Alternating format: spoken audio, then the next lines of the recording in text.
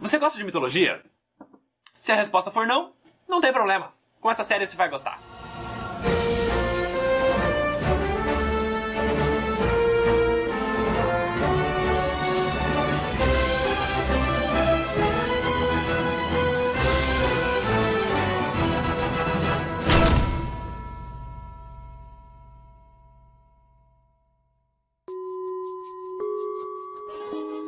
O motivo de muita gente achar que mitologia é chata é que o pouco que a gente aprende na escola é com aquele professor de história que já tá de saco cheio e fazia a gente assistir algum documentário absurdamente chato, tipo Mistérios do Egito. Worshipped as the son of Ra, the sun god. Nossa, cara, isso era que nem um sonífero na sala. E é aí que entra o Mitologia. A ideia desse quadro é contar essas histórias da maneira mais descontraída possível, como se fosse uma conversa de bar. E a maior vantagem desse tema é que todo mundo já conhece os grandes personagens e até já ouviu falar das histórias. Mas ninguém sabe realmente o que aconteceu em cada uma delas. Por exemplo, todo mundo já ouviu falar do Minotauro. Mas algum de vocês conhece a história dele? E até as mais famosas, tipo os 12 Trabalhos de Hércules. As pessoas só conhecem a versão da Disney, que a propósito é bem diferente da original. Mas chega de enrolação, vamos começar essa bagaça.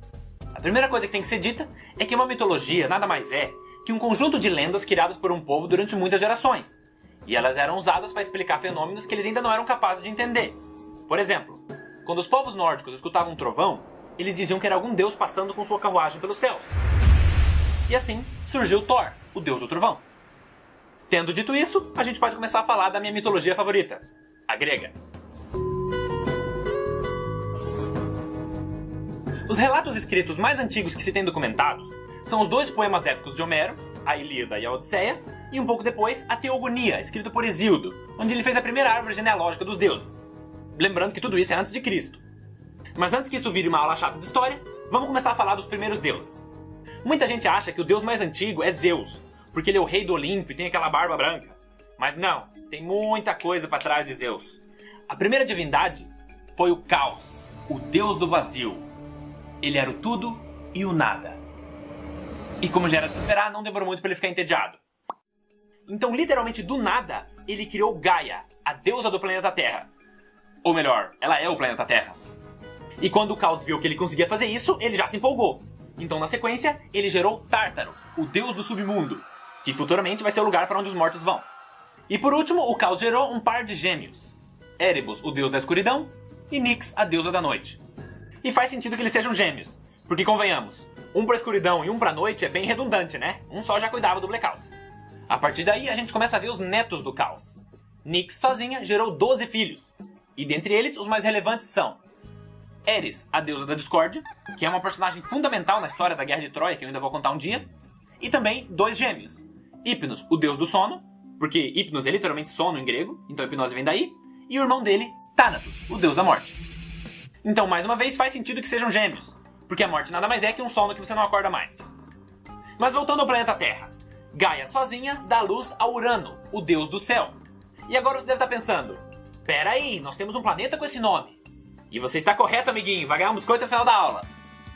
Urano é o 7º planeta a partir do Sol. Mas o que você provavelmente não sabe é que todos os planetas do sistema solar são deuses gregos. As pessoas só não reconhecem porque a gente usa os nomes romanos deles. Não se preocupe, eu vou explicar. O que aconteceu foi que o povo romano daquela época foi muito influenciado pela cultura grega. Então eles acabaram adotando muitas das crenças e do estilo de literatura deles, fazendo com que a mitologia romana seja praticamente igual à grega, só que com nomes diferentes. Então Mercúrio é Hermes, Vênus é Afrodite, Terra é obviamente a Gaia, Marte é o Ares, Júpiter é Zeus, Saturno é Cronos, Urano é o único que já está com o nome grego, Netuno é Poseidon e Plutão, que não é mais um planeta, é Hades. Ah, e de brinde, o Sol é o Hélio, que foi a inspiração para o nome do elemento. Mas voltando à história.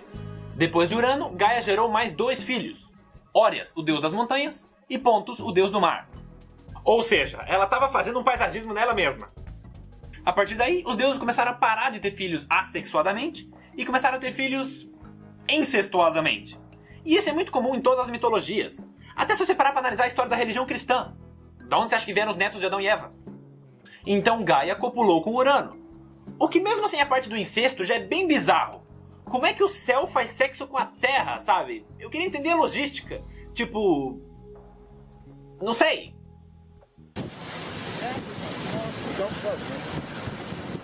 Mas com isso, eles conceberam 12 filhos, os chamados Titãs. Não, não esses. Não! Os Titãs são esses aqui. Quem quiser ver com calma, é só pausar o vídeo. Depois disso, Gaia e Urano decretaram que não era para nascer mais nenhum Titã. Mas como não existia camisinha naquela época, ela continuou engravidando igual. Só que ao invés de nascerem deuses, começaram a nascer monstros. Sendo eles 3 Ciclopes, Brontes, Steropes e Arges, e depois os Hecatonqueros, que entram pro top 10 de criaturas mais bizarras da mitologia grega. E o motivo é que cada um deles tem 100 braços e 50 cabeças. Muitos artistas já tentaram retratar como eles seriam, sendo que algumas representações ficaram muito boas, outras nem tanto. E aí Urano, vendo as criaturas que ele mesmo gerou, sentiu o repulso dos próprios filhos e disse que o único lugar que eles mereciam ficar era no submundo, sendo que essa é a primeira vez que o submundo ia ser útil para alguma coisa. Mas isso tinha um problema. O submundo fica no centro da Terra, ou seja, dentro de Gaia. Então quando Urano aprisionou os Ciclopes e os Hecatonqueros nas profundezas do planeta, Gaia começou a sentir muita dor. E aí você pode interpretar que as dores eram literalmente uma dor de barriga por ela ter criaturas dentro dela, ou que o sofrimento era na verdade a tristeza de saber que os filhos dela estavam aprisionados. Eu diria que é os dois. Mas aí Gaia bolou um plano. Com a ajuda de Nyx, ela juntou o mineral mais resistente que ela encontrou nela mesma. No caso, o adamante, que é um termo arcaico para representar algum material muito resistente. E eu acredito que também tenha sido a inspiração para o adamante do Wolverine. E com esse material, ela fez uma foice. Aí quando o Urano saiu para na padaria, ela chamou todos os filhos e disse que um deles teria que usar essa foice para castrar o Urano.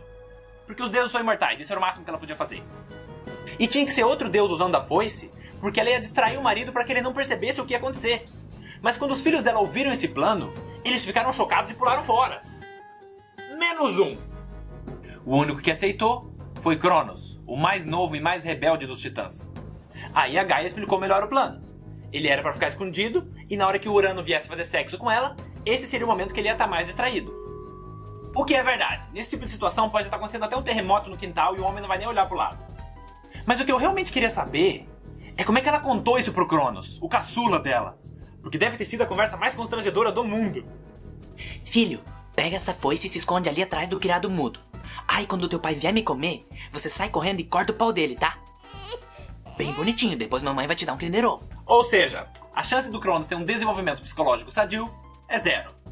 Mas de qualquer maneira, logo em seguida, o Urano chegou, olhou pra Gaia, começou a tocar um Barry White, ela fingiu que estava interessada, e quando chegou a hora do vamos ver, o Cronos surge das sombras e pá! Vai mijar sentado pro resto da vida. E existe uma outra versão dessa história que diz que não só os Ciclopes e os Hecatonqueros foram aprisionados, mas sim todos os Titãs. Então Cronos estaria dentro do ventre de Gaia e cortou a genitália do pai durante o ato sexual. Com isso, a gente chega à conclusão de que as pessoas podem dizer que mitologia é qualquer coisa, menos chata. Continuando a história. Até então, Urano era o rei dos Titãs, mas depois de ser derrotado, Cronos assumiu esse cargo. O que é justo, levando em consideração o que ele teve que fazer. Com isso, Gaia ficou muito feliz, porque finalmente os filhos dela iam ser libertados. Ou pelo menos, era isso que ela achava que ia acontecer. Porque Cronos chegou e falou: os monstros não vão sair. Gaia ficou pasma. E foi aí que ela percebeu que Cronos não atacou Urano para salvar os irmãos, e sim para usurpar o pai e tomar o lugar dele. Então Gaia olhou nos olhos de Cronos e profetizou que ele seria destronado por um de seus filhos, assim como ele fez com o pai dele. Cronos deu as costas e saiu, que nem novela mexicana. Aí, sendo o soberano e o mais forte dos Titãs, a primeira coisa que ele fez foi escolher Rhea como sua esposa e rainha. E assim começou o reinado de Cronos, que foi bem mais longo que o do pai. Nesse período, ele decidiu que não seria uma boa ideia brincar com a profecia de Gaia. Então, ele resolveu não ter filhos. Já seus irmãos tiveram vários, sendo que um deles, Prometeus, filho de Iapto, criou o homem, fazendo dessa a primeira geração da humanidade. Aí, muito tempo se passou sem grandes problemas. Exceto que Rhea estava muito infeliz, porque ela era a deusa da maternidade, casada com um cara que não queria ter filhos. Então chegou uma hora que ela ficou de saco cheio e acidentalmente esqueceu de cuidar a folhinha. Resultado, ficou buchuda. Mas Cronos era um cara precavido, ele nunca esqueceu a profecia feita pela mãe/avó dele. Então, ele resolveu aprisionar os seus descendentes. Só que Cronos foi mais inteligente que o pai. Ao invés de prender dentro da mãe, quando a primeira criança nasceu, ele pegou e devorou. E isso foi acontecendo com cada filho. Hestia, Hades, Deméter, Poseidon, Hera. E agora quem gosta de mitologia já deve ter percebido que se tem Hades e Poseidon, tá faltando alguém aqui. O que nos leva à próxima parte da história. Rhea não aguentava mais ver os seus filhos serem devorados. Então quando a sexta criança nasceu, ela escondeu o bebê. E quando Cronos chegou... pera aí, dá um pause. Eu não posso ser o único que tá com essa dúvida. Como é que isso aqui engravidou isso aqui? Pensando bem, eu não quero saber. O importante é que no lugar da criança, ela entregou uma rocha enrolada no cobertor. E eu gosto de imaginar que era uma pedra com smiley pintado de canetinha.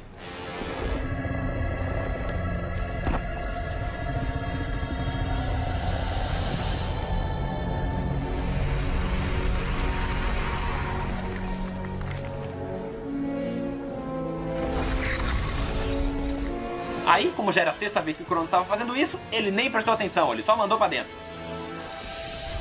A partir daí, a vida dos titãs continuou normalmente. Mas o que eles não sabiam é que o último filho de Cronos estava sendo criado escondido em uma caverna. E obviamente ele não tinha como se criar sozinho. Quem cuidou dele foi sua avó, Gaia. Então esse garoto por muito tempo foi mantido em segredo na ilha de Creta. E ele foi crescendo e se tornando cada vez mais poderoso.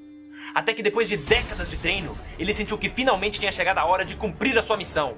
Confrontar o rei dos titãs, libertar seus irmãos e concretizar a profecia de Gaia. O nome dele era Zeus.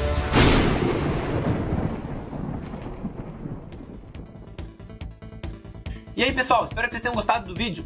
E pra quem ficou curioso com esse final, não se preocupe, eu vou terminar de contar essa história no próximo Mitologia. Eu só não quero que esses vídeos fiquem muito compridos, porque assim eu posso postar com mais frequência.